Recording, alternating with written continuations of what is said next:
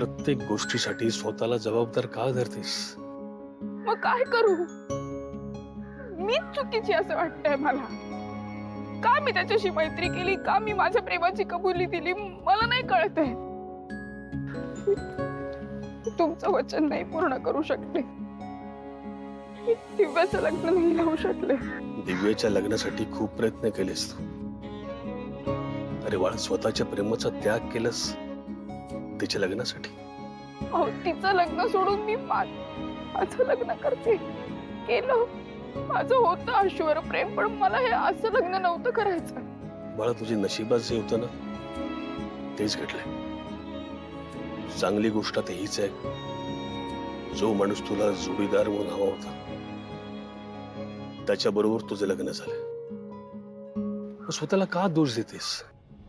पण पप्पा, मी तुम्हाला वचन दिलं होतं ना. या कुटुंबाची मी काळजी घेईन असं वचन तू मला दिलं होतंस, ते तू पाळलेस. ह्यात तुझा काही एक दोष नाहीये. तू तुझ्या कुटुंबासाठी उभी राहिलीस खंबीर हो. एक बाई काय काय करू शकते हे दाखवून दिलेस तू या जगाला. तुझ्या हातात मी कडं घातलं ना,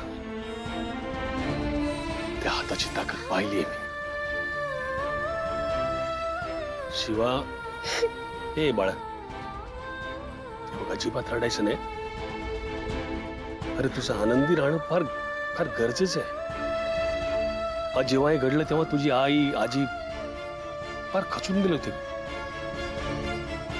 पण तू उभी राहिलीस म्हणून आज त्यांचा मान राखला गेला. मी तुला नेहमी सांगत आलोय, कधी खचून जायचं नाही, माघारी जायचं नाही, शांत नाही राहायचं, नाहीतर तुला नेहमी यांचं ऐकून घ्यावं लागेल. आज तुझ्यावर जे काही घडलंय ना ते सत्य आहे, आणि तुला आता ह्याच्या बरोबरच जगायचंय. आणि ह्या परिस्थितीत तुलाच लढा द्यायचा आहे, एक लक्षात ठेव बाळा. याच्यापुढे तुला फक्त स्वतःचा विचार करायचा.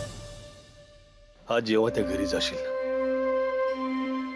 तेव्हा स्वतःला सांभाळ, आणि जे होईल त्याला मान्य कर, आणि पुढे जा. आता अजिबात मागे वळून बघू नकोस. नाही, आता माघार घ्यायची नाही.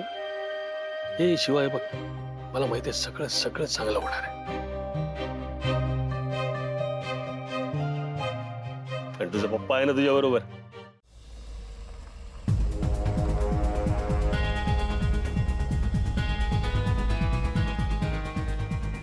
इथे का आलोय आपण? काय म्हणजे लग्न करायला?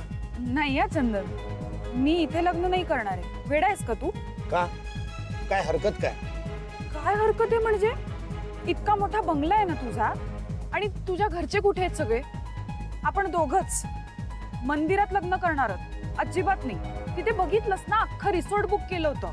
किती डेकोरेशन होतं, लाइटिंग्स होत्या. तीच लाइटिंग बंद करून तुला पळवून आणलं इकडे. आणि एक गोष्ट लक्षात ठेव दिव्या, तुला तिकडच्या गोष्टी इकडे करायच्या आहेत का?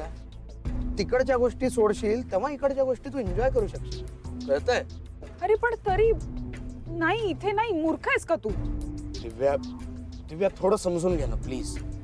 काय समजून घ्यायचंय चंदन?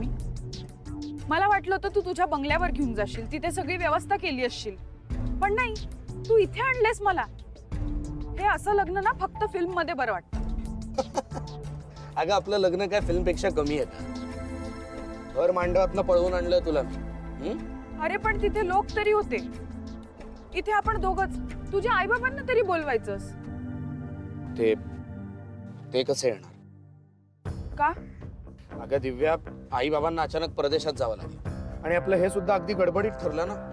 काय करणार आता तू मला सांग? दोघांसाठीच रिसॉर्ट बुक करून काय करायचं? म्हणून विचार केला की मंदिरात लग्न करू. अगं उलट मंदिरात आपण देवासमोर अगदी प्युअर पद्धतीने लग्न करू शकतो. कळतंय तुला? आणि एकदा आई बाबा आले की आपण मोठं रिसेप्शन करूच की. अगं 4 दिवस रिसेप्शनच रिसेप्शन. काळजी नको करू तू. मस्त सेलिब्रिटीज येतील, स्टार्स येतील, मजा येईल एकदम. काय दिव्या, मी तुला प्रॉमिस करतो आपण ना हे सगळं करू. पण एक गोष्ट लक्षात घे की आता आपल्याला लग्न करणं हे जास्त इम्पॉर्टंट आहे. तुझी आई, तुझी आजी सगळेजण तुला शोधत असतील, स्पेशली तुझी बहीण आणि पोलीस सुद्धा. त्यांनी आपल्याला शोधायच्या आत आपण लग्न केलेलं कधी बेटर आहे.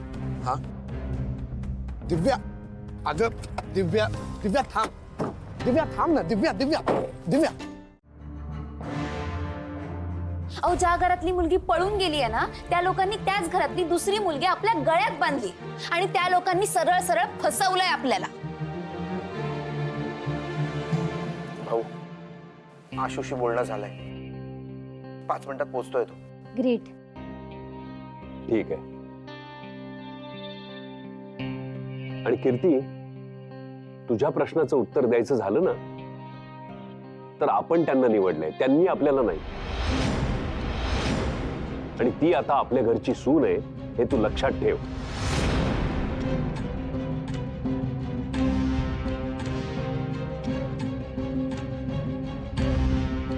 तुमच्यापैकी कुणालाही तिचं स्वागत करायचं नसेल तर हरकत नाही, मी माझ्या सुनेचं स्वागत करीन.